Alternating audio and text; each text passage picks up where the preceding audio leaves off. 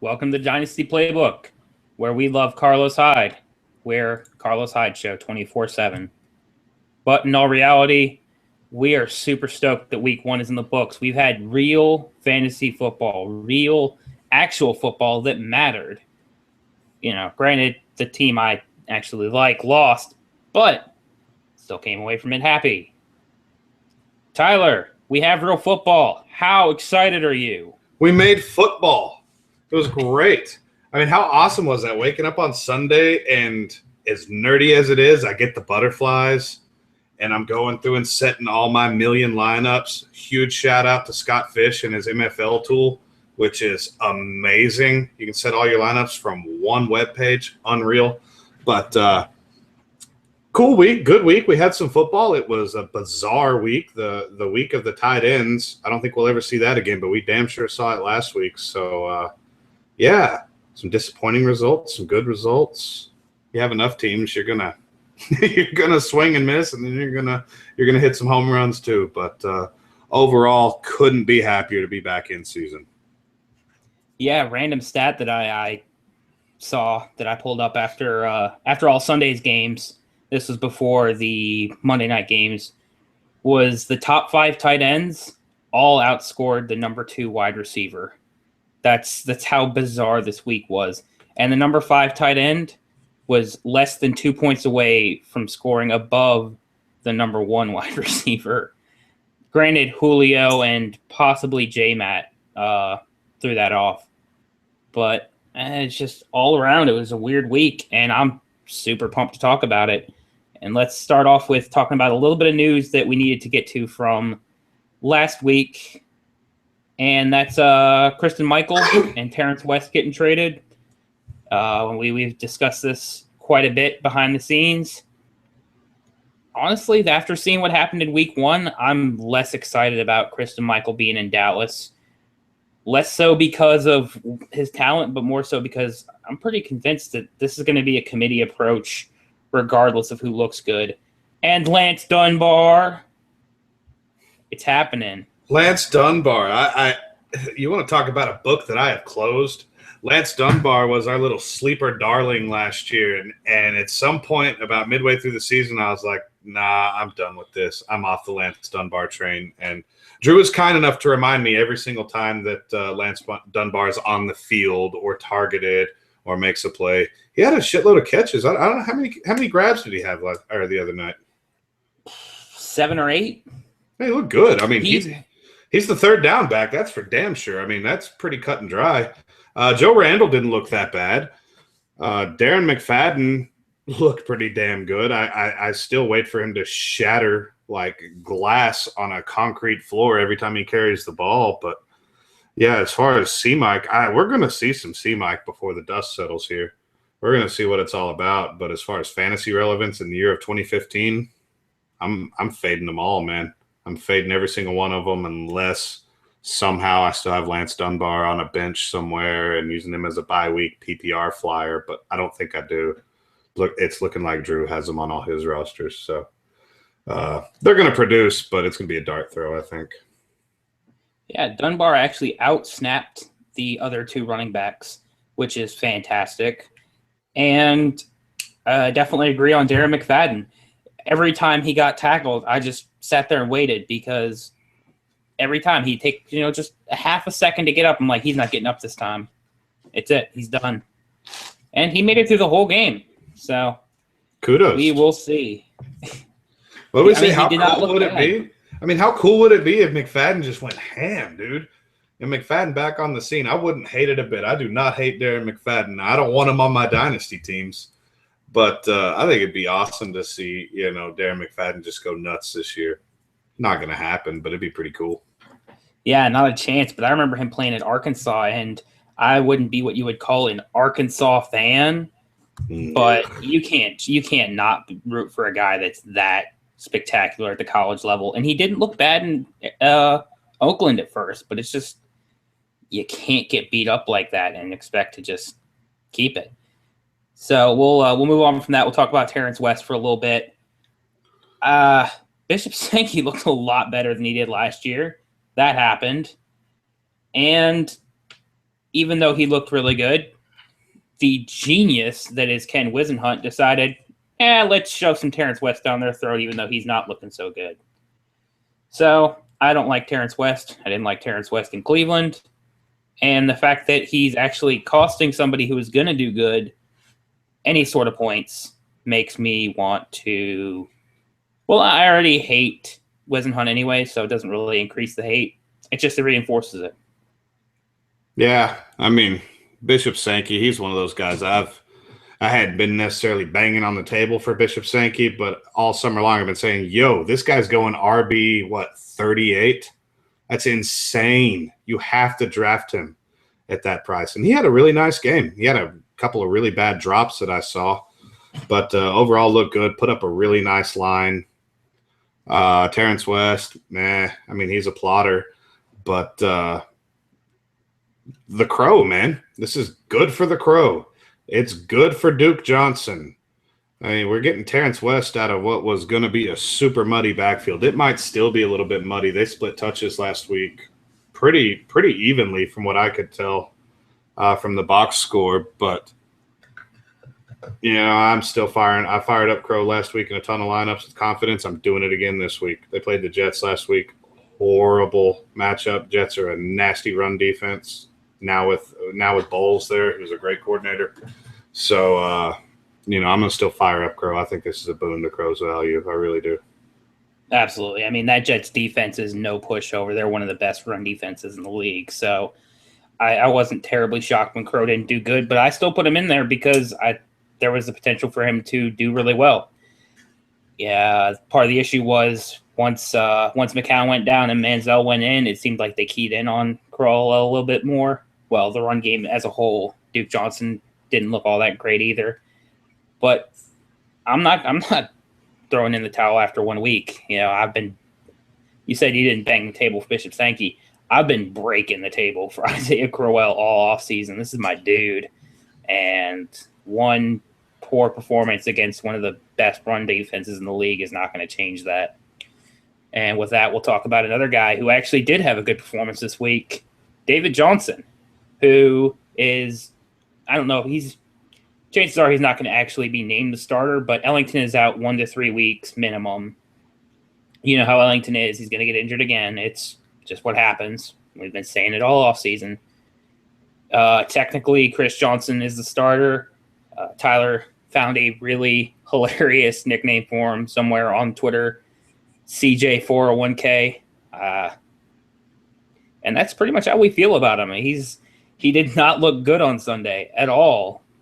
Every time you could tell when they switched running backs, like some running games you can, unless you're really paying attention, you don't notice when they switch out backs for one play or two plays.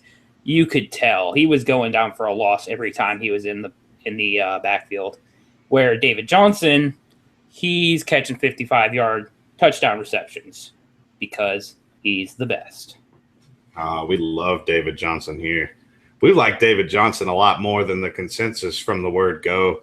And like I said, when the smoke clears here, that's going to be the guy you want this year.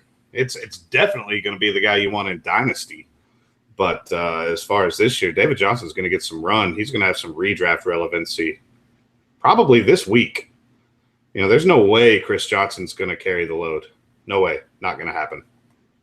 And I wish I could give credit to whomever I saw that CJ401K. I wish I remember who did that. I should have flagged it because that's hilarious. Because he's like 29 going on 57. That's what I think of when I think of and see Chris Johnson. I'm like, God, he is old as balls. But he's not that old. He's just not very good anymore. There was a time when he was, but he is not anymore. So, it's David Johnson time. Super stoked to see him play. We don't know what kind of usage he's going to get, but he's going to catch some balls, which in full point PPR is good stuff. So if you're putting David Johnson in the starting lineup this week, I will be. Go for it, man. Fire him up. Yeah, I know the show's supposed to be about Dynasty, but if you're playing in GPP for DFS, go get some David Johnson. Take that shot in the dark. That has a chance to pay off really well if he does well, because that salary's got to be almost nothing. And that's all we're going to talk about DFS because I'm not good enough about it to talk for it. Yeah, with DFS, I have just now dipped my toes in the water of the DFS, and I just listen to the people that know what they're talking about, man. I got nothing to do with it. It's all about the ghost and those dudes. I don't want anything to do with it. Just tell me what to do. Yeah, and one more guy that got traded. This was actually the week before the season started, was our boy C.O. Moore, and we've also talked about this a ton. It's super depressing. Mostly because he was, our LB 13, 14, pretty close for the both of us. And now I don't know if we're comfortable ranking him as an LB 3. He got traded to Indy, which is nice that he's out of Oakland, but he's still stuck in a situation that's not going to be necessarily good for fantasy value. They got a crappy D-line, maybe. Who knows? Anything can change. They had a DN that actually did not look bad this week. Yeah, Anderson's a stud. A stud in the making, anyway. Sorry, didn't mean to jump in there, but Henry Anderson. Whoa, nice young player. Yeah, I'm actually glad you did because I could not remember Anderson's name for the life of me at the moment. But he's got some strong linebackers in front of him. DeQuell Jackson he's not gone yet. He's good, but he's not gone yet. And really, we're hoping for a 2016 showing, and hopefully he can jump in somewhere in the middle. Yeah, this is what I'm taking it as is this is a buy super low window. And when I say super low, you're going to see CO appear on some waivers this year because guys just will not be able to hold a guy that's popping up donuts every week. That's what he's going to give you is donuts unless something crazy happens and DeQuell gets hurt and Jarrell gets hurt and Nate Irving, who is a nice plugger. That's what Nate Irving is. He's a 2-down thumper. That's just kind of the way it is. So CO, it's a long-term play with CO for me. I've heard a lot of grumblings about he's going to slot in as an outside linebacker in the 3-4. I don't see him as that type of player. He's got some rush ability, but he's an off-ball linebacker to me. So we just kind of got to see how this shakes out. DeQuell Jackson is, 32? Jarrell Freeman, 31, I think. 31. He's not a young man. Jarrell Freeman is older than you think he is. I think Jarrell Freeman's 29, but he's got a lot of tread left on the tires. He's a really nice player. So we just got to ride this thing out and see what happens. And I don't know what the contract terms are. He could be on a short deal with Indy, or hell, they could drop him. Who knows? He was so deep in Del Rio's doghouse. There's no telling what went on behind the scenes there. He could have been a total pain in the ass diva and Del Rio just said enough is enough. So the talent is still there.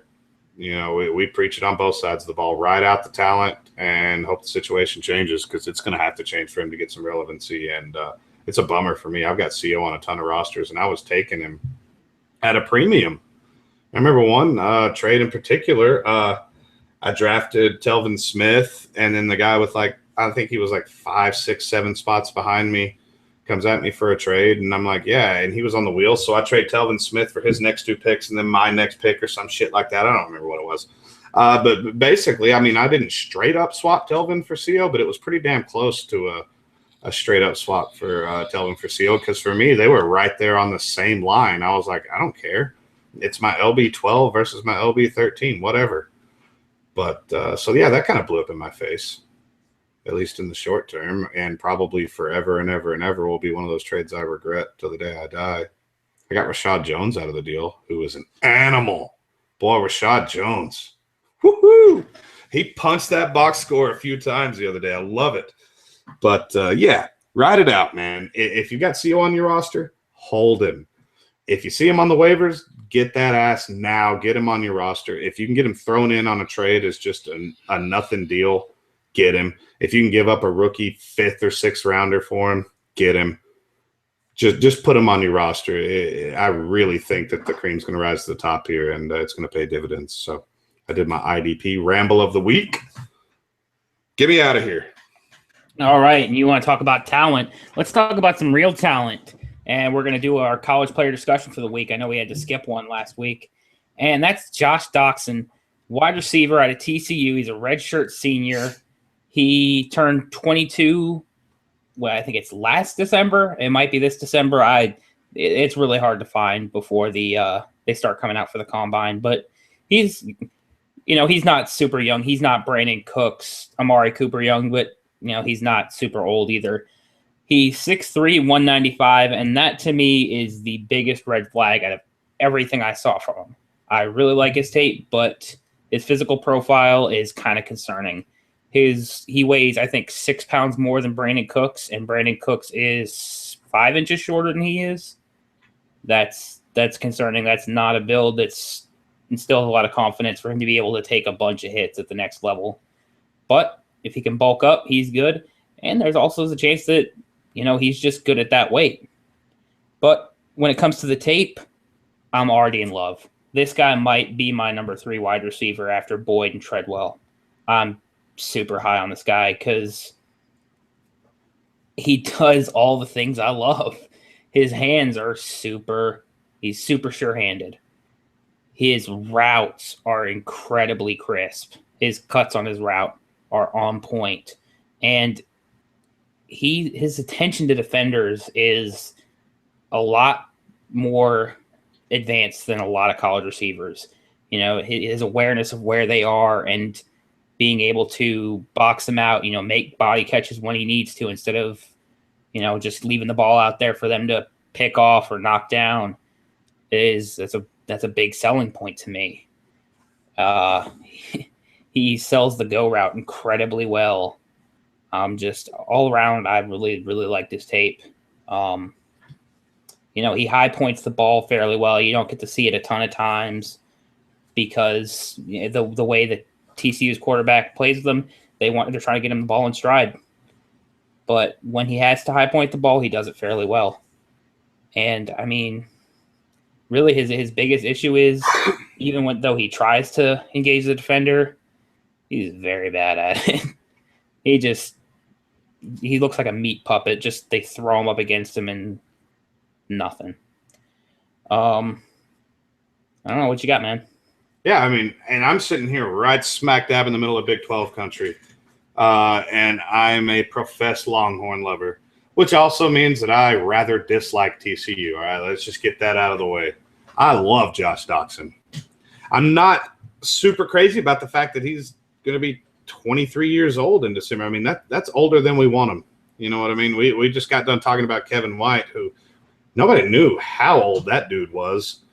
Even when he got freaking drafted, I mean, we're just searching and digging and digging and digging. See, you don't want rookies coming in, damn near 24 years old. But I'm going to be willing to overlook that with this kid because, like Drew said, he does it all and he does it really well. He bails out a terrible quarterback. Trevon Boykin as a Heisman candidate, I guess I can see it through the numbers, because he's electric. He can run, he can move, he can do all that crap, but he's just bad. I don't see a next-level quarterback there, but that's a completely different tangent. But Doctson does it all. He's the best player on the field for sure. Boykin has a ton of confidence in him. Just throw it up and let him go get it. His work in the end zone is fantastic. His feet on the sidelines are great. He kind of reminds me the way he works in short spaces like that of Devontae Adams, his college tape a little bit. The way he can just go get up, fetch it with two hands, leave his feet on the ground. The little things that score points. His biggest knock to me is his age. And like Drew said, the weight. But, his build isn't that much different than Tyler Boyd's. Tyler Boyd's a little skinny feller. Laquan Treadwell, could stand to put on 10, 15 pounds. So, I just really like the kid. And especially, that we're probably not going to see Mike Williams out next year. We're already lost James Conner for the year. I'd bet $1 to a dime that James Conner is coming back to school next year. So we're looking for some guys to fill in on this first round. And I think Doxson's going to be, of course, we don't know where we're going to be, but I think we're probably looking, a mid to late first round rookie draft pick, and one who could really potentially help a contender because he's polished. He knows what he's doing. That's what you get with a redshirt senior. A guy who's played a ton of snaps. I think he transferred over from Wyoming or Montana or God knows where. But so he's got a lot of seasoning. He's played under, a few coaches. And the dude just knows what's going on the football field. I mean, great against the zone. Love watching him against the zone because he knows where he's at. He knows where the defenders are. He knows where the soft spot is. Those are those little innate qualities that you can't teach. And he has that in spades. So we're going to be higher on this kid than the consensus. I guarantee it. I don't know where they are right now. I don't really care right now. There are a lot of guys that I respect the hell out of. And I don't see Doxson getting a lot of buzz from him. But he's my kind of guy. Yeah, you bring up Mike Williams, and we're probably not going to see it. Well, we're not going to see him come out this year. If Mike Williams was still healthy, if he was still coming out this year, were you taking Doxson or are you taking Williams based on what we have right now? I liked Williams' tape better. I did. But Doxson's right up there, man. I like him way better than Carew. I like him way better than Derunya. Higgins. We can go on and on. Cooper, all those guys. But I like him better than those guys by a pretty decent margin just because, man, he doesn't have a lot of real glaring flaws. He doesn't do anything that just makes you go, whoa. But you look up and you're like, wow, this guy's got 10 or 12 catches and a touchdown, and he bailed out Boykin 3 or 4 times. And, all that good stuff. So, big fan. Big fan. Still hate TCU with a burning passion, and I hope their rinky-dinkness catches up with them this year and they just get smoked out of the water. I mean, really, they're the number 2 team in the freaking country, and they can't even fill their own stadium. I mean, what the hell is that? That's just ridiculous. All these fair weather fans coming out of the woodworks here in Fort Worth, it's nauseating. They need to go back and beat up on the Boise States and freaking Louisiana Techs of the world. But, wow. Move. Let's go. Move on. I'm getting worked up. As a point in their favor, they are a private college, so their attendance is going to suffer a little bit. But they should also have alumni that are showing up and supporting them too. But we're not going to dwell on that. So you brought up Leonte Carew. Carew got released from Rutgers this weekend. Whoa, I missed that. Yeah. Is he a character guy? What's going on? He slammed a woman into the concrete after the game outside the stadium. What is it about putting a football in a young man's hand that just turns him into dumbasses? No, we just see it. At least Ndamukong Suh does it on the field, and he's not beating up women. Yeah, he's going after big grown ass men. No, it seems like a trend so far this season. I was super high on Tyler Boyd for 6 months. Season's coming up. DUI. Oh, Leonte Carew. Oh, I heard you guys just watched the tape on me. Drew was a big fan. Come here, lady. I got something for you. They know. They know I like them, and they're trying to drop their draft stock. Hashtag character concerns. No. Hashtag stupid. Stupid people. It's just... He's off my list. That's beyond ridiculous. Yeah, we can put up with some shit. But come on, and you want to tell me that's like the reddest flag of all time, especially with the NFL and the issues that they're facing with Ray Rice and Greg Hardy, and God knows what Darrell Washington's doing right now, and it's just enough is enough with these kids, man. And this isn't even like domestic abuse. This isn't like his wife or his girlfriend where they had an argument and, things got heated. This is just some woman, some woman he met in the parking lot, and he has no control over his temper to where he just feels like, I'm going to assault this woman I just met.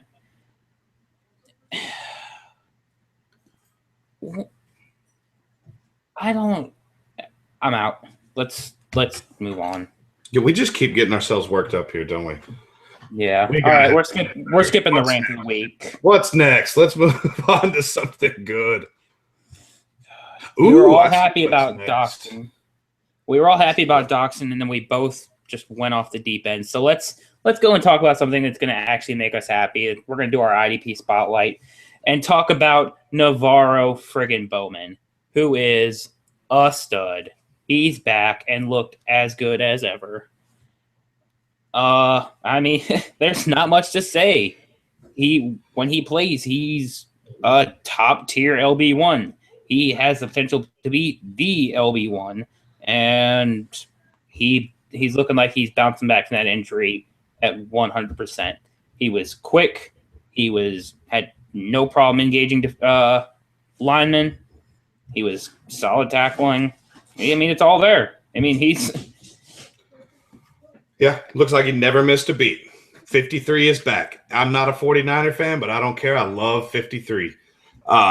Bowman, man, I wish we had talked about him last week before he played last night so we could hot take this thing. Man, he looked like an animal last night. I didn't like the delayed blitzes. I mean, I get it. Man, the delayed blitzes were brutal because Teddy's just getting rid of the ball. Teddy didn't, I mean, whether he's completing it or whatever, it didn't matter because he's just dumping it off. Navarro did get to him one time, touched him up pretty good. But you see what you see with him. I mean, no false steps. Fantastic in coverage. One of the better coverage linebackers in the entire game. When it was him and Willis, shit. Those two dudes could cover damn near anybody. So he's the captain of the D. You see the whole team just looks different when he's on the field because he's the leader. And it's not even in question as to who the leader of that defense is. Scraping down the line, filling the gaps, juking blockers, which you don't see a lot of linebackers do this, but it's a real thing. Levante David does it really well. You know, a guy comes off the line, he just gives him a quick 1-2, boom, he's around him, flattens out, makes play at the line of scrimmage. So Bowman's back in a big way. He looked healthy. Yeah, we're going to be concerned about that knee, all right? It's always going to be there. And it's not all that different than worrying about the screw in Julio's foot. You know, it's always in the back of your mind, boy, this train could derail quickly. But when the dude's on the field, he's going to challenge Kuechly and David as the LB1. That's just who he is. You're going to get everything. You're going to get tackles. You're going to get big plays. You're going to get picks. I mean, it's the total package, and he looked like an animal in all black last night. You know, that's kind of a bizarre look for them. I thought the helmets didn't look real great for the Niner all black, but Bowman just beasted out. God, I was so giddy to see him play. Like, I didn't even care if I lost my fantasy matchups. Didn't care. Just wanted to watch him play, and he did not disappoint. Yeah, I actually like the Niners uniforms minus the helmets, and unfortunately, due to the dumb NFL rules, they can't change their helmets in between games of the season. They have to stick with the same helmet all game. It's the same reason the Buccaneers are screwed on trying to use their creamsicle uniforms, which I'm okay with. I'm one of those guys that still thinks the creamsicles are just ugly as all get out, and not in a old timey like, oh, they look cool because they were, you know, that's what they used to look like. No, you're celebrating 2 decades of mediocrity, and you look ugly as shit. Yeah, pretty much. Suck. Pretty much the worst. Hashtag the worst uniforms ever. I don't know. The old Houston Astro uniforms, those are pretty bad. I don't know. Those blue Green Bay uniforms are pretty rough too. Ooh, the throwbacks, gross. You can't even get. What about like the Steelers throwbacks? It's just vomit inducing. It is bad. But the Bucks, the Steelers that's not are even by far the worst. Yeah, the Bucks. That's not even really throwback. That was just bad decision making. That pretty much epitomizes the Bucks until about what 1998. They had a window. Oh, yeah, it wasn't a very Warren Sapp and Mike Allstott. Those are some good teams. And Trent Dilfer, who was horrible on the call last night, by the way. Just awful. It didn't matter how low I turned the volume; he just kept getting louder. It was closed captioning. I even turned off closed captioning, man. I turned the volume down. I was like, I just put on closed captioning, and I was like, nah, fuck that. I'll just closed captioning was in caps lock. Why are you yelling at me? We can hear you just fine. The mic is right there. Oh, I'd still take that pair. I would have them commentate every NFL game that I watch on Sunday over watching any one game commented by Aikman and Buck. Those two make me want to cut my wrists. I still like Aikman. I can't help it. I don't know that I really like him as a commentator. They're all better than Brent Musburger. Let's just get that out there right now. When Brent Musburger's calling the Saturday night big game, it's bad, man. He can't even pronounce dudes' names right. I don't even know. I think he's watching a Quidditch game and making his calls because he has no fucking clue what's going on out there. So, yeah, off the rails again, baby. Dynasty Playbook, doing our thing. If we're going to go truly off the rails, though, I do want to point out that Lou Holtz is still my favorite commentator, just for the pure comedic value that he's not doing on purpose. I love Lou Holtz, and my wife is the biggest Lou Holtz fan ever. I mean, I would pay money to have Lou Holtz just hang out with me. Let's just hang out, play some GTA, something. Just me and Lou Holtz chilling. I would pay so much money to watch Lou Holtz do like a 5-hour session of GTA. Oh, it'd be great. That would be amazing. It'd be unreal. But man, Lou Holtz, he can get you going though, dude. Can you imagine him as like a motivational speaker or getting you pumped before the game or getting you fired back up at halftime? Man, I bet he could give you chills. Love right. Lou Holtz.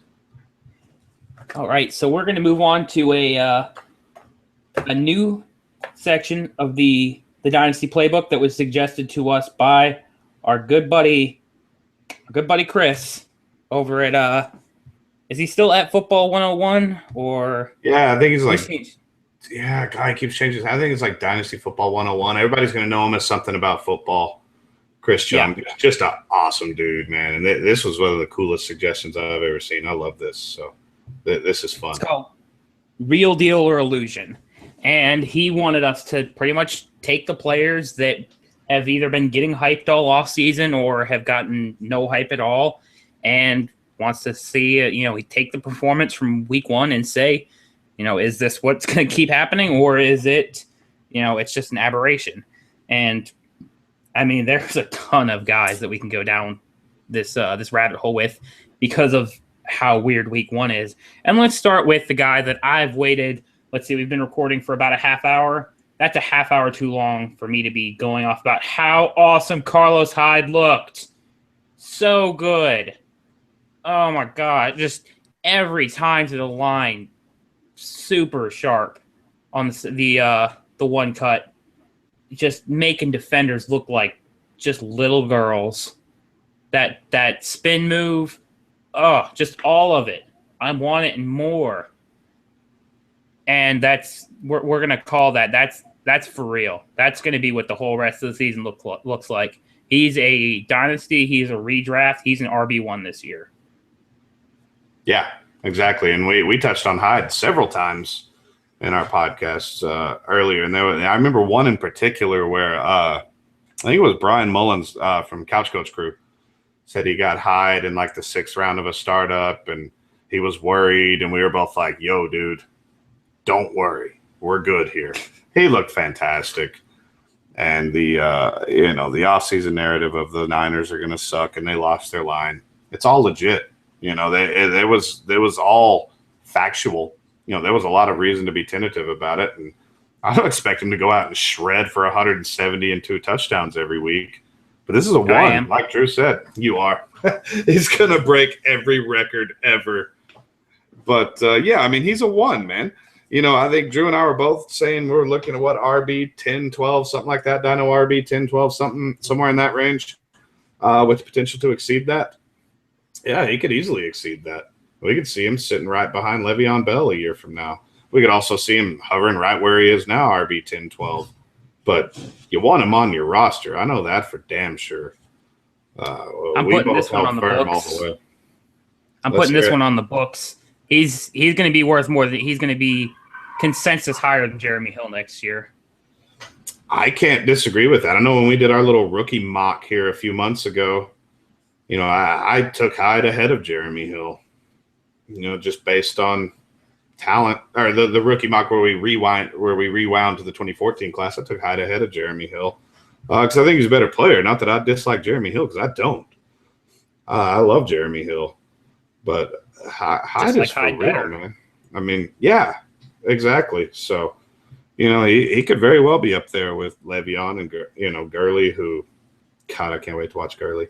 But that's another time. We'll have that circle jerk here in a few weeks. But yeah, Hyde looked fantastic. Real deal. Yeah, I'm already starting to stock up on lotion before Gurley plays. It's gonna get messy. But let's move on to our next one. We got Sammy Watkins who finished with a spectacular line of 0 for 0 for 0 touchdowns. He had, 3 targets? And if you're a box score scout, then you think Sammy Watkins is dead. But in reality, he was shadowed by Vontae Davis the whole game, which Vontae Davis is not getting nearly enough credit for the quality of cornerback that he is. And it's not like Tyrod Taylor is Drew Brees or Aaron Rodgers. He's not just going to go ahead and challenge those top corners because, he can do what he wants. They sent Sammy on go routes just all throughout the game to draw Vontae away from the rest of their wide receivers. And clearly it worked. They look at Percy Harvin's stat line. He did work because Vontae was essentially out of the game. This is definitely an illusion. Sammy is going to bounce back hard from this game.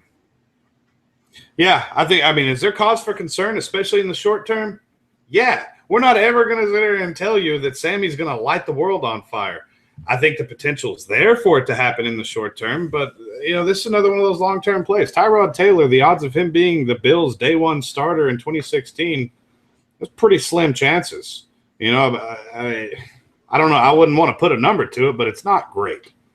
All right, because that's a good team. That's a team that can compete right now because their defense, they're going to stay in every game with that defense. So Sammy's buying window right now is as open as it's ever been. He just put up a donut. And most owners in Dynasty, especially in these leagues where we're starting a bunch of guys, he was in their starting lineup. So they get to look at that 0 for a whole week. So you could get Sammy for a lot less than what he's worth. All right, and not what I think he's worth, what he's worth. The dude, we're talking about a first, second round startup pick for a reason. So, I'm not buying into that he's going to suck. I'm really not. Do I expect him to drop 1,300 yards this year? No, I don't. But do I think he's going to flirt with those numbers he put up last year? Yeah, I damn sure do. 65 for 970? Yeah, I think he's going to touch that. I'm right there with you. I think that last year's numbers are well within the realm of possibilities to repeat. And, I'm not very very high that the options are going to happen, but 1,300 is also not out of the question. Tyrod Taylor is, based on what I saw on Sunday, he looks better than Orton did last year. They've got the handcuffs on, and they're like, kid, we need you to not lose this game for us. They're not saying, Tyrod Taylor, you got to go win this thing, because he's Tyrod freaking Taylor. They're like, don't lose the game for us, kid. Manage the game. We're going to pound the rock. We're going to run the quick hitches, or we're going to take a few shots deep. Rex is no dummy. All right, he's a good football coach. Okay, so that's just, if we're going to see Sammy get game planned out of games, we're going to see Sammy have some big games this year, and he's going to have some shitty ones. But they all do, man. Even Dez Bryant hangs 5 points here and there, and I'm not comparing him to Dez by any stretch of the imagination. So let's not go there. But he's going to be an up and down fantasy play. But God Almighty, you want him on your dynasty roster, and right now is a great time to go get him. You can fetch him for peanuts in comparison to what he's been going for and what he's worth. Yeah, let's hit another guy that is also playing on the Bills defense, and that's LaShawn McCoy, who put up a terrible line. I think it was 18 for 41. That's terrible. And I think that's not the real deal at all. But I don't think it's completely an illusion either. I think it's the truth lies somewhere in between those, because Shady is not going to be as good as he was when he was 25, 24. But he's not going to be 18 for 41 bad either. He's going to be somewhere in between there. He's going to be a very startable running back for you. But I'm not expecting RB number 3, RB number 4 numbers from him, even in the run heavy games. I don't think the efficiency is going to be there. I don't see him breaking 5 yards a carry. I don't think he's going to break 4.8. Yeah, I don't know what to think about Shady. I love Shady McCoy. I used to love watching him at Pitt. Just juking dudes out of their shoes. But the selling window's closed. All right, if you didn't get him sold last year this summer was a bad time to sell him. everybody's down on Shady, and there's a reason why. So I'll be really, really surprised if Shady doesn't finish, 1,200 total yards, good TD numbers, 50-ish receptions. I think that's still going to happen, but he's going to frustrate you. And if he's on your dynasty roster, just hold him. If you're trying to buy him, don't, unless you can get him really cheap. He's just that RB age cliff, man. He's teetering on that age where they just fall right off. So for a contender, fantastic play. If he's your RB1, great. I'd love to have Shady as my RB1 on some of my contenders. Love to have him as my one on some of these better teams that I have. But I'm with Drew. I don't want to call it either way on this, but I'm hopefully and skeptically optimistic.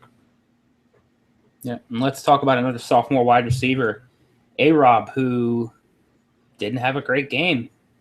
And I think that's definitely an illusion because if you go back and watch what he did, he was doing the right things. I definitely watched Bortles float 2 or 3 passes just clear over his head.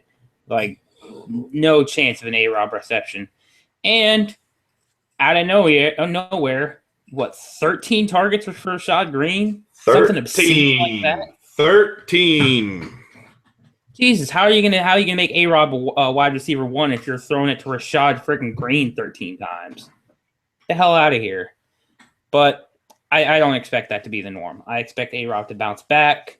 But based on the fact that they're that trusting of Rashad Green already, and Hearns is already looking good, I'm willing to temper my expectations a little bit for this year, unless A-Rob just has developed so much more than we even expected. I was thinking we could be looking at low-end wide receiver 1 if everything breaks right, but we might be looking at middle wide receiver 2, maybe low-end wide receiver 2, depending on how this offense plays out. Yeah, I admit I'm not in love with what happened week 1 with A-Rob. I mean, he didn't donut, but he came really, really close to blanking. And seeing those target numbers for Rashad Green's nauseating. That's just sickening. We didn't like anything about that kid. Nothing. So I think he's going to return the 3rd round startup pick value this year. Probably not, man. And I'm one to give Bortles. Yeah, I've said it before. I think Bortles is going to progress, but he didn't look very good. Bortles sucks in the pocket, man. He sucks. That dude will get lit up. And then that game was just such a slugfest anyway. It was just, Carolina, they just had their number. They were just punching them in the mouth. Yeldon looked pretty good. But yeah, I don't know what we're going to see from A-Rob this year. Like I said, like Drew, I have tempered my expectations, and there are a lot of people waiting for this kid to fail. The A-Rob haters are just as many as the A-Rob truthers or lovers, whatever you want to call it, that we are. So, am I a little down? Yeah. Is he going to be in my starting lineup next week? You're damn right he's going to be. Because I still think, we're looking at a guy who's going to give you 6 for 70 or 80 and a touch, every couple games consistently. I'm not backing off of that by any stretch. I think that's what we're going to see. I think we're going to see 1,000-yard season and flirt with double-digit touchdowns. Yeah, absolutely. Especially with Julius Thomas is gone, he's definitely an attractive red zone option. And I'm completely with you. He still has wide receiver 1 upside on a weekly basis. I just don't think it's going to be as consistent as I thought it was going to be. So his seasonal outlook is not as attractive. But overall, this isn't redraft. This is dynasty. His stat line this year matters. It's important, but I still have high hopes for his future. With that, let's move on to a guy who's not exactly a spring chicken. Let's talk about James frickin' Jones, who likes to ruin everyone's lives. What did he have? Friggin' 2 touchdowns, 50 yards, at least 8 dead children. Because he's the devil. Yeah. Move along. Move along. So many. Devontae Adams, though. Yeah, I know. It's time to move on. I mean, James, he got cut from 2 freaking teams this offseason. He's not a young man. What is he, 30? And Aaron Rodgers is Aaron Rodgers is an animal at the goal line. There's nobody better at throwing somebody open or making that tight throw at the goal line, and James Jones made the plays. So as far as his dynasty value, it's the same as it was 2 weeks ago for me, and that is effectively 0. I mean, if I can get him for free and flex him here and there on a contender, cool. If I'm not a contender, nah, I don't want anything to do with him. I guarantee you're going to see James Jones go for some second-round rookie picks this week. And on the leagues that he's on the wire, you're going to see him go for some hefty free agent bids. But they ain't coming from me. Yeah, we actually didn't answer the question whether it was real or illusion. Illusion! I think it's an illusion, man. I still think he's going to have a couple more weeks like that this season, but he's still not a dynasty asset I'm putting my hands anywhere close to. It's going to be just enough real to ruin my Devontae Adams and Eric's Randall Cobb shares. Go away. Go away. I have a Randall Cobb share. I think I've got one too, somewhere. I'm going to somehow, some way, package up Randall Cobb and Paul Warlow and give them to Breeze. Because even Breeze's stubborn ass won't be able to resist getting Paul Warlow in a lineup and getting those sweet, sweet solos.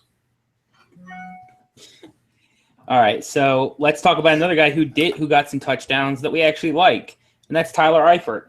And this is a guy that I love Tyler Eifert. I've preached it since before last season. This is a guy I thought that had easily top 5 tight end upside. That if Kelsey hadn't broken out, I would have chosen him to supplant Julius Thomas last year as the tight end 3. He good. This is for real. And just based on the numbers, he's clearly the number 2 target there by a wide margin. Green's going to have good weeks. Eifert's going to have good weeks. They're going to trade off. But Sanu, Jones, they're not coming close behind him. No, that's the biggest draw to Eifert is he's the only other game in town. I mean, it's not Sanu. Marvin Jones, I've still got a flickering flame of hope for Marvin Jones. What do you have, like 4 touchdowns that one game in 2013? So I'll keep rewinding to that a little bit here and there. But yeah, Eifert's guy is a good player. And for me, I mean, yeah, he had a great week, and the target numbers were fantastic. He's still in that tier of tight ends for me with ASJ and Zach Ertz and that ilk. But really nice to see him break out. He won a lot of money in DFS last week. I guarantee you Tyler Eifert was on some big-time cash lineups last week. So, yeah, looked great, and if you had him on your roster, fantastic. I've got him on 3 or 4 or 5 or hell, who even knows. Happy to see him going. Got to stay healthy. That's been the big thing is we didn't really know because he hadn't been healthy. But the dude's going to soak up targets. So is this real? Yeah, it's real. Am I going to get 26 PPR points or whatever he had last week out of him every week? No, man. He's a tight end. At the end of the day, he's going to throw some bagels at you. But he's going to be fairly consistent because the target numbers are going to remain consistent. Yeah, absolutely. I mean, his name's not Gronk, so he's not going to average over 20 points a game. But he's going to average out to be top 5, top 6 tight end by the end of the season pretty easily, in my opinion. And let's talk about a guy who is off of everybody's radar for like the last year and a half, and that's Dion Lewis, who did not look bad at all. He looked pretty sharp considering how long it had been since he played an NFL game. But I'm leaning towards illusion mostly because Bill Belichick. I mean, Shane Vereen looked awesome in a bunch of games in his time in New England. Stephen Ridley looked awesome in a bunch of games in New England. Didn't stop him from completely stripped him out of the offense for weeks at a time. So I don't think Wilson's going to change that at all. Yeah, that's just it's for me. That's snake oil, man. Dion Lewis is snake oil. I don't want anything to do with it because, like you said, Bill Belichick, LeGarrette Blount will be back pretty soon. He'll be getting those touches. I'm going to go murder one of my dogs real quick. I'll be right back in 2 seconds. Jeez. Well, while Tyler does that, I'm going to speak a little bit about Frank Gore and Andre Johnson in Indianapolis and whether their numbers are going to be what we expect to see in the future. They both were fairly inefficient. Andre Johnson got out-targeted by Dante Moncrief, which, Waz wanted us to speak on Dorsett and Moncrief, and I think that with Hilton out, I think Moncrief might be the number one option over Andre Johnson. I think he has a chance to be more efficient, have the better touchdown upside, and clearly he's got a rapport going with Luck. Andre Johnson's not looking good. I mean, he wasn't looking good in Houston, but he still ain't looking good in Indy. And Gore, I think Gore is going to bounce back. I mean, Gore was playing against the Buffalo defense. He was playing against Rex Ryan's defense. Rex Ryan has always been strong against the run. So I think that efficiency is gonna buck back up. My bigger concern is they had no problem playing Josh Robinson, just taking carries from Gore. So that would be my bigger concern. To me, Gore is mostly an illusion. I think he's going to bounce back from that efficiency. But I think Johnson is real. I think that's what we're going to see. Maybe a little bit better, but I think that's what we're going to end up seeing from him this season. Yeah, God, Andre Johnson is one of my favorite players of all time, going all the way back to the U. The dude has just dominated for years and years and years. I expect it to get better, but he's an old man, plain and simple.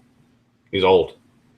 The body just doesn't do the things that it used to do when you get that age, especially when you're a big guy. And Andre Johnson is a big man. So is he going to have better days? You damn straight he's going to have better days. Is he going to post a line like that plenty? Yeah, I think so. If you're starting him as your wide receiver 4 or something, you're just going to pop him in every week.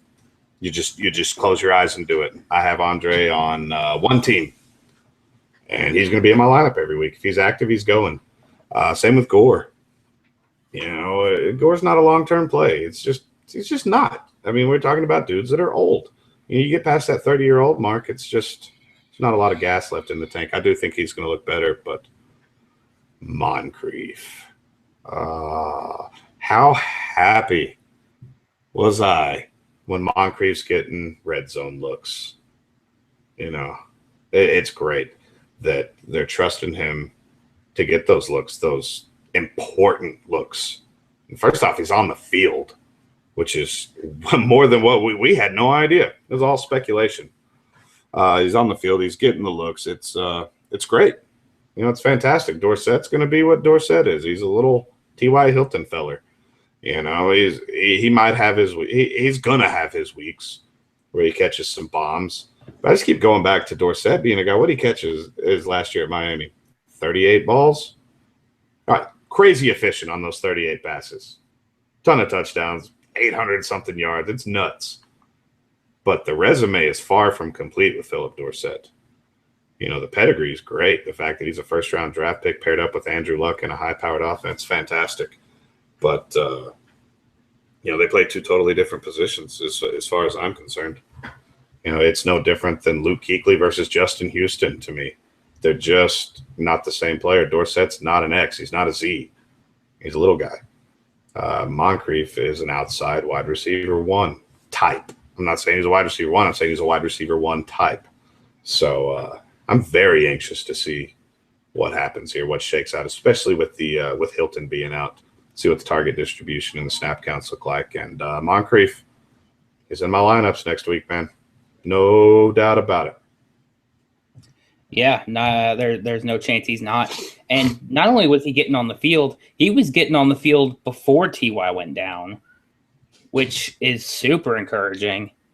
And to me, Dorsett he's not going to be a 2 option. Even if Andre Johnson isn't looking good, I still see him as being, a third or fourth option, because you have to remember, Andrew Luck likes his tight ends. He has an irrational love for Fleener, no matter how not good he is. And Allen is a legit tight end. He's really strong in the blocking game. He's going to be on the field. And those guys are going to have to be respected in the passing game. Dorsett is going to have some good weeks. He's going to post some Robert Meacham numbers, in my opinion. We're going to see like 4 for 110 and a touchdown or 2. But we'll see that twice, maybe 3 times in the season. But we're going to get 1 for 13 some weeks. That's my issue with Dorsett. Can that change as he progresses as a wide receiver? Sure. I just don't think that's going to happen this year.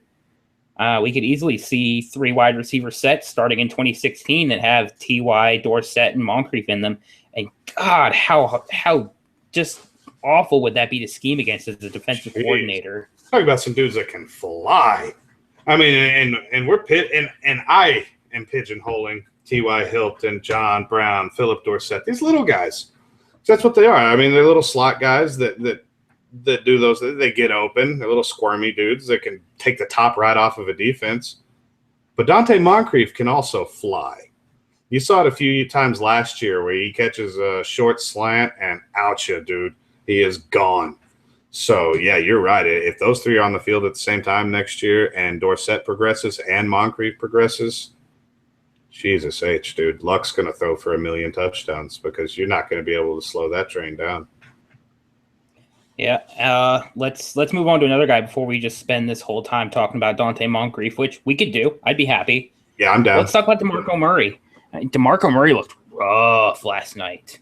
Those touchdowns saved his night. I think he ended the first half with negative rushing yards, didn't he? Yeah, it was pretty bad, man. And I was playing against DeMarco in my home league, and I had Bradford, and I can't even tell you how salty I am. I lose by less than a point. The Matthews touchdown that wasn't a touchdown, that actually was a frickin' touchdown. And then DeMarco stumbles into the end zone a couple times. I'm not worried about DeMarco as far as his talent. DeMarco's talented. I've said it all along. I don't like him, but he's crazy talented. But the snap share was nuts, man. Sproles, the forgotten man, got a ton of looks. Ryan Matthews looked really good on his looks. And DeMarco just got peppered. He didn't look great. I mean, he looked good a few times, when he bounces off a Warlow a couple times. But that Atlanta D overall didn't look all that shabby, especially in the first half. But if I'm a DeMarco owner, the thing that worries me most is limited touches, period. He's a good player. He's a fantastic player. So was his performance last night an illusion? Yeah, it was an illusion. His efficiency is not always going to be like that. He's going to have big days. But is he going to touch the ball 25 times a game in this offense? I don't see it, man. I really don't. Yeah, it was an illusion on 2 fronts. His efficiency is without a doubt going to be better. But the touchdowns are an illusion too. I mean, look at Shady last year. They were just Sprolesing it up on that goal line. And now they got Ryan Matthews, who looked pretty good himself. Ryan Matthews is not a bad running back. He was a first-round pick in the NFL draft for a reason. The only reason he's not consistently been a workhorse back is he breaks like Darren McFadden. That's the problem. Every time he's out there, he looks just stellar. And, a lot of people were relying on the fact that they paid out for DeMarco Murray. They paid him like a workhorse back. But I think Chip Kelly's been pretty comfortable showing that he really doesn't care what the trends say, what other teams do. He's going to do what he thinks is best. And if limiting Murray's carries does that, if it keeps him from getting injured, if it keeps him fresh for the entire year, he's going to do it. And it sucks for our fantasy teams. It blows. But it's probably what's going to happen. Yep. And one guy that we should have talked about when we talked about Shady is a guy that I'm pretty sure you're a fan of, Carlos Williams. I've heard he's pretty good. He looked really good. And that touchdown run was very impressive. Granted, a lot of it was blocked for him, but he did all the work that was necessary of him. as a rookie running back. They dropped Bryce Brown today. That shows a fair amount of confidence in Carlos as just a strong number 2. They got rid of F-Jacks. They've cut it down to pretty much Shady, Booby Dixon, and Carlos Williams. And they didn't shy away from using Williams in the game yesterday or Sunday. Yeah, man. I've liked Carlos Williams all throughout the entire process, and I liked him mostly because of his price. His cost of acquisition was damn near free. We're talking about a dude that you're getting at the back end of the 3rd round. I saw him slide into the free agent draft in these leagues where I have split drafts, where you got 3 rounds rookie draft, and then you got 4, 5, 6 later in the season, and I can get Carlos Williams in the 4th round, 5th round. The situation is juicy there. And the fact that they finally cut Bryce Brown, that's a story for another day. I'm moving on from that. If I hadn't already, I think I've got him around somewhere. But Carlos is a guy that I need to check, but I'm going to be really close to 95% ownership on Carlos Williams. I got him absolutely everywhere. He was just my late round flyer guy, and the chips are falling right so far. He's one shady sprained hamstring away from being relevant as fuck this year.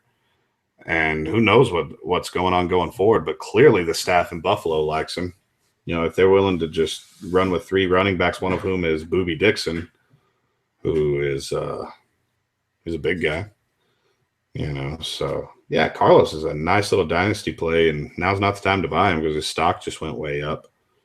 And it's not the time to sell him either because nobody's going to pay anything great for him anyway. You're going to get out for about what you paid. So,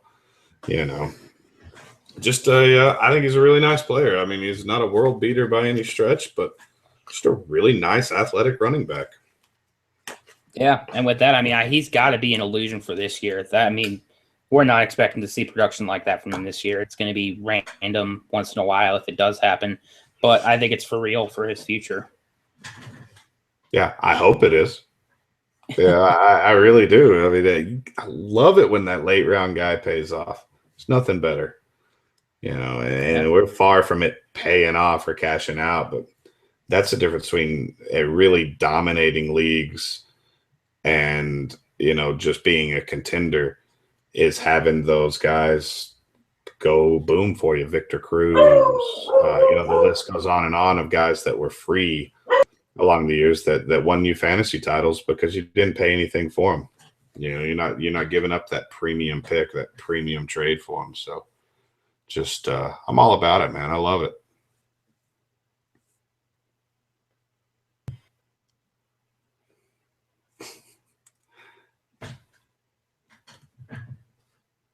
Drew, if you can hear me, you are muted, sir.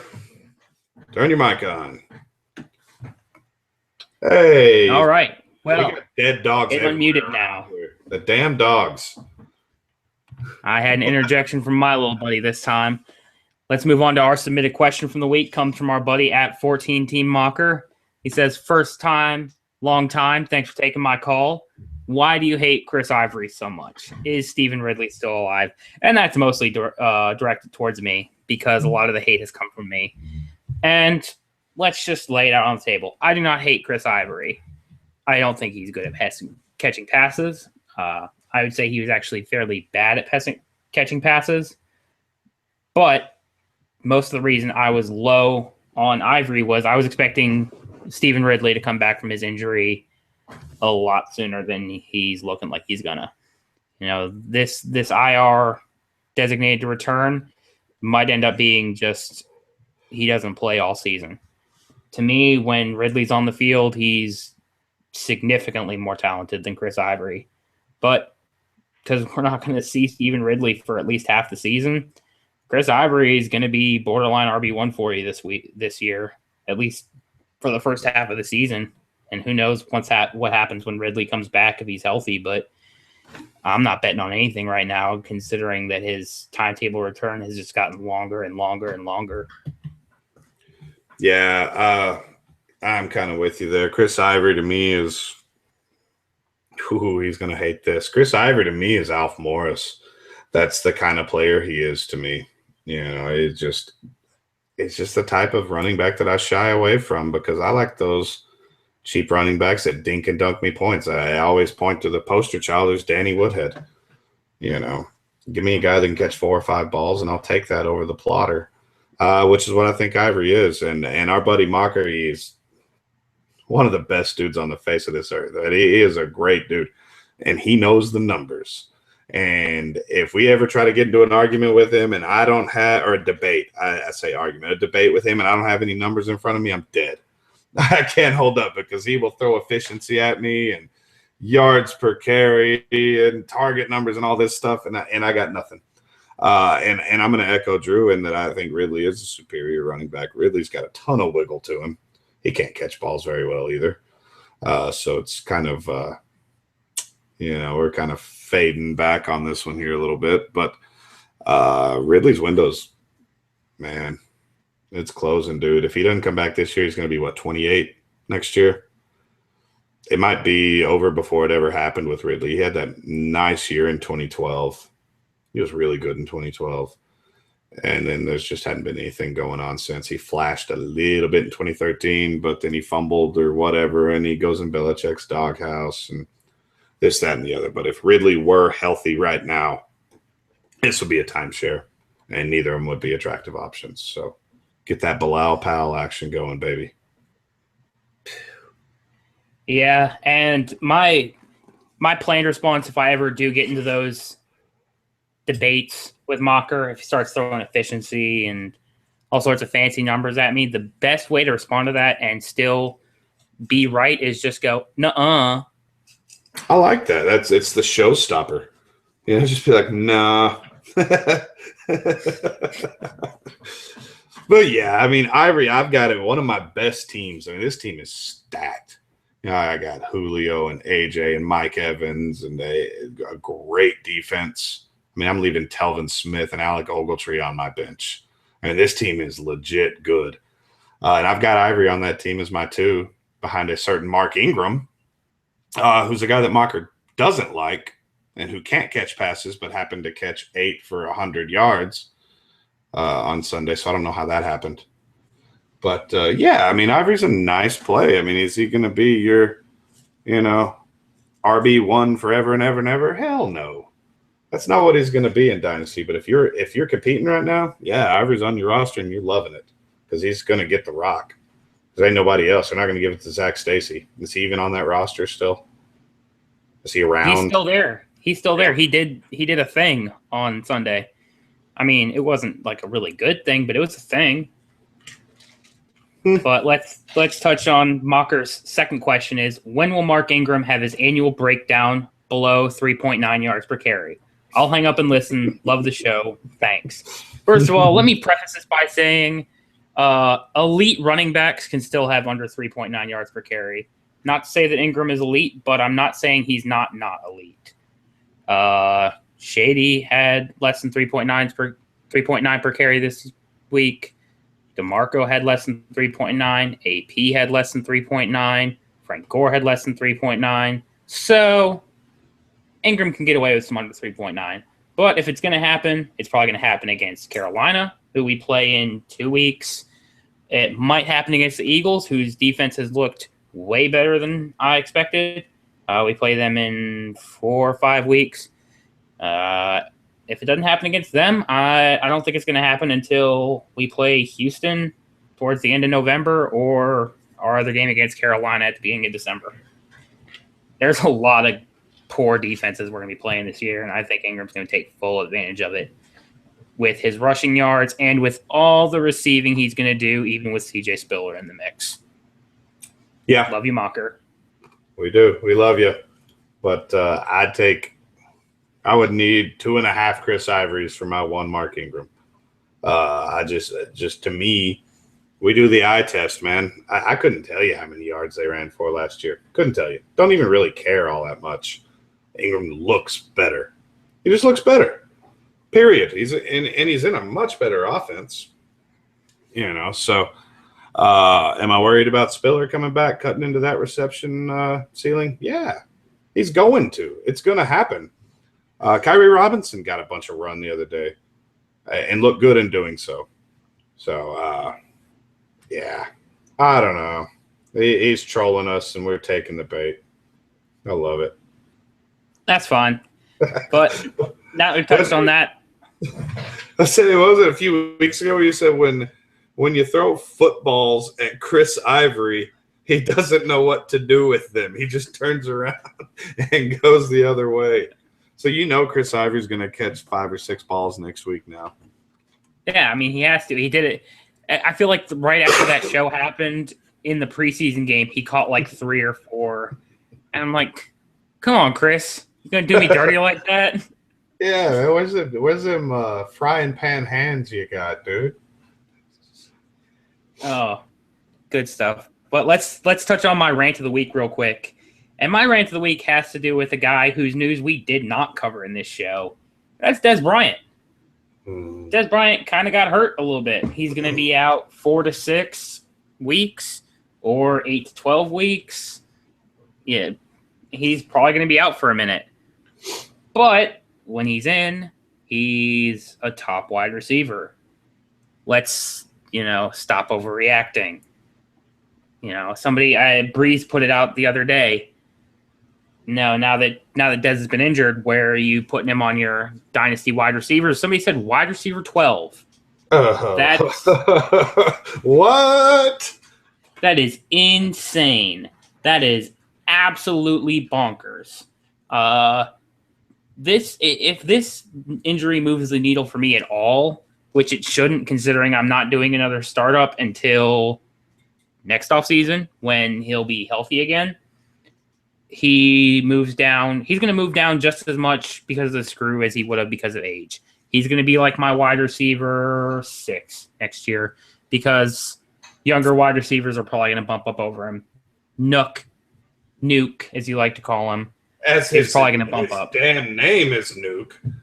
We can go Whatever. on about this one, but go ahead. We're not gonna because you're wrong. Actually, I'm wrong, but you're so wrong, but you just cannot admit it. You are a stubborn ass of a man. It's just ingrained at this point. I can't help but call him Nuck. But this really shouldn't move the needle for you. It absolutely sucks if you were counting on him for production this year, but he does not lose that much value as a dynasty asset. Does he drop below Julio for you? Sure, if they were close for you. Does he drop below Antonio Brown for you? Sure, if they were close, but he's not dropping below Sammy. He's not dropping below Alshon Jeffrey. That's insane.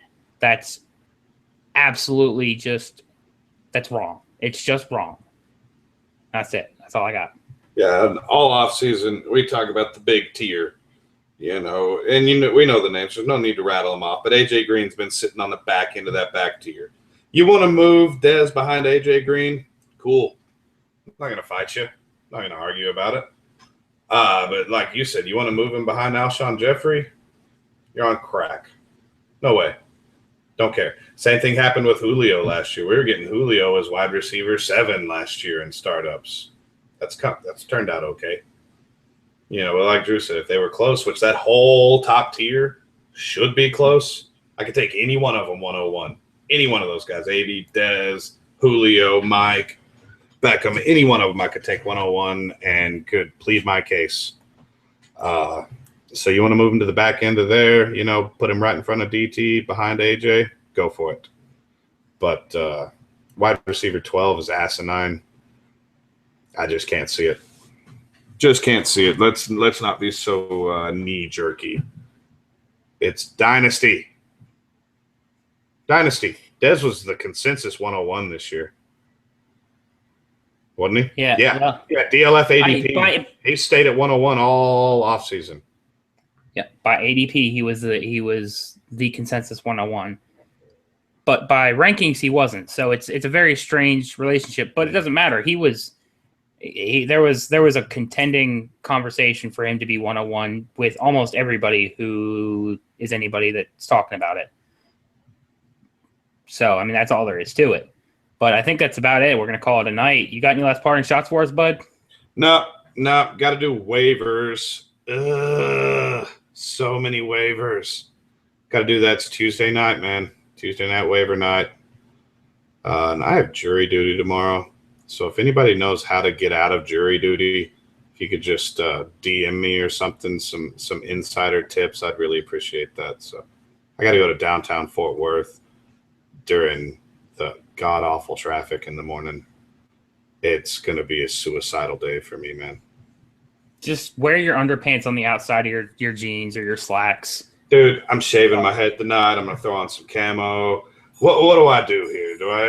Do I go like full on white trash, or how do I play this? I mean, if you want to go hardcore, you can cut some holes in your sheets.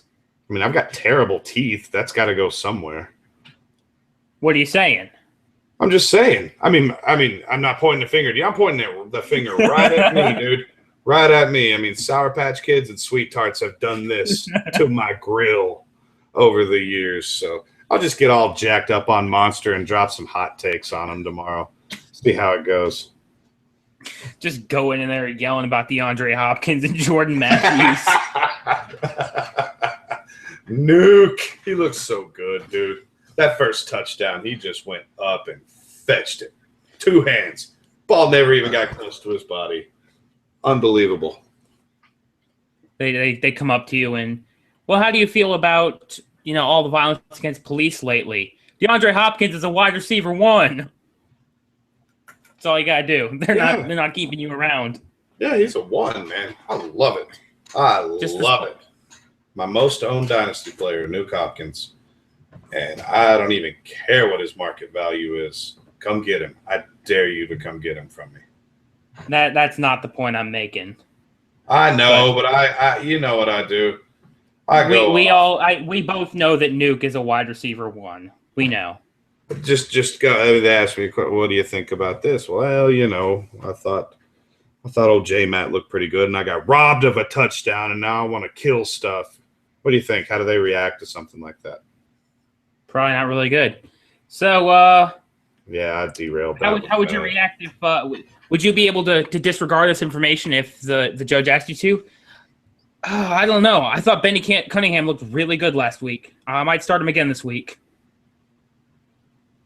But definitely go with the underwear outside the pants. It's a whole package. And this might be Hall of Fame going off the rails for us. Yeah, we really went there on several occasions. I'm pretty happy with how that turned out. But we are actually going to call it a night. I have one thing I want to hit on. I'm actually going to do my 2 QB mocks again. I just dropped the ball so hard this offseason. I did them before the NFL draft, and I started trying to do them after the draft, and it didn't come together. So I'm going to put the effort forth. I'm going to get the people together, and I'm going to get some real solid 2 QB ADP together. It's a tool that the community really should have, much like, Dynasty ADP is really lacking. It exists in some places, but it's not well advertised. It's not well known, and it's something that needs to exist. So if you guys are interested in doing it, shoot me a message on Twitter. If you got me on Voxer, hit me up there. If you know where I live, just come over, knock on the door. I'm normally home. But this has been the Dynasty Playbook. Let's throw all of the results out from week 1 and expect brand new stuff for week 2, because week 1 was ridiculous. Guys, I've been your host, Drew. You can find me on Twitter at DrewDodsonNFL. With me has been my awesome co-host, Tyler. You can find him on Twitter at HBombIDP. It's been a blast recording. Do you want to come and see us again next week?